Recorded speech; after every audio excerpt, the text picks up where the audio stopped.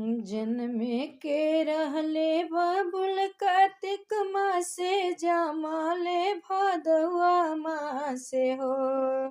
जन्मे के रहले बाबुल कार्तिक मासे जमले भदौआ मासे हो।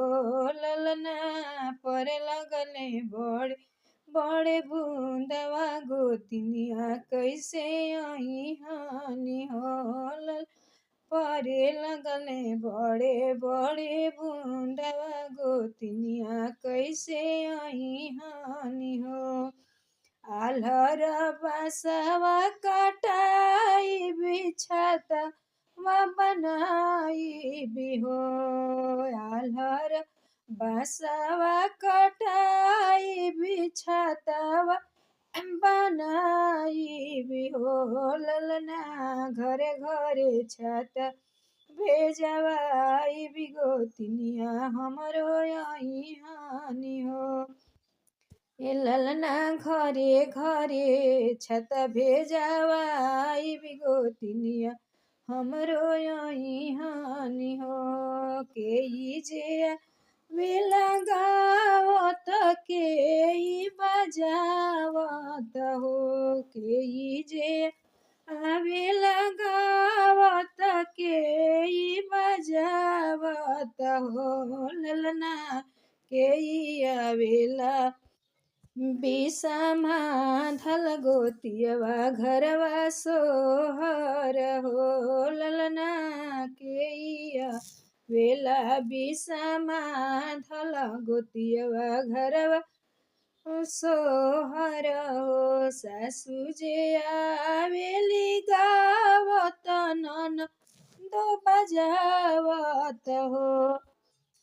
सासू जे आवेली गावत ननदो बजावत हो। ललना गोतिनी आवेली बिसमा धल गोतियवा घरवा सोहर हो। ललना गोतिनी आवेली बिसमा धल गोतियवा घरवा सोहर हो। केकरा के जाता केकरा के डसबो खटोलावा यारी केकरा के मचोलावानु हो। केकरा के डसबो खटोलावा यारी केकरा के मचोलावानु हो। ललना केकरा के लाली पलंगरिया हमही गोतिनी पाई चाहो।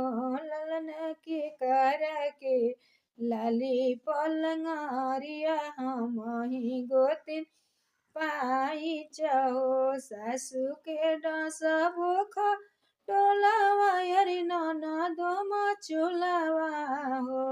सासू के डसबो खटोलावा यारी ननदो मचोलावानु हो। ललना गोतिनी के लाली पलंगरिया हमही गोतिनी पाई चाहो। गोतिनी के लाली पलंगरिया हमही गोतिनी पाई चाहो। केकरा के जतबो करुआ तेल केकरा के तिसिया तेल हो। केकरा के जत बोकरुआ तेल केकरा तिसिया तेल हो। ललना केकरा के जतबो चमेली हमही गोतिनी पाई चाहो। ललना केकरा के जतबो चमेली हमही गोतिनी पाई चाहो। सासू के जतबो करुआ तेल ननदो तिसिया तेल हो। सासू के जतबो करुआ तेल ननदो तिसिया तेल हो। ललना गोतिनी के लाली पलंगरिया हमही गोतिनी पाई चाहो। ललना गोतिनी के लाली पलंगरिया हमही गोतिनी पाई चाहो।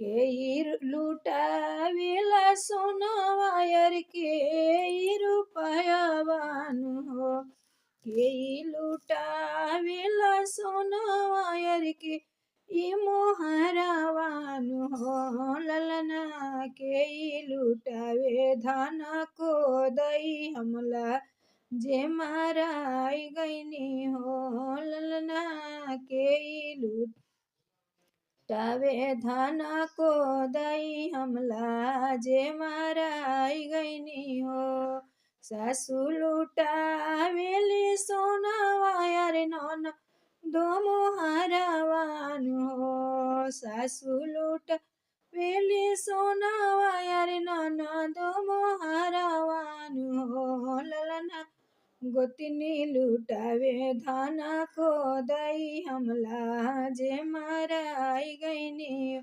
ललना गोतिनी लुटावे धाना को दई हमला अजे माराई गईनी सौरा में माराई गईनी हो। धन्यवाद।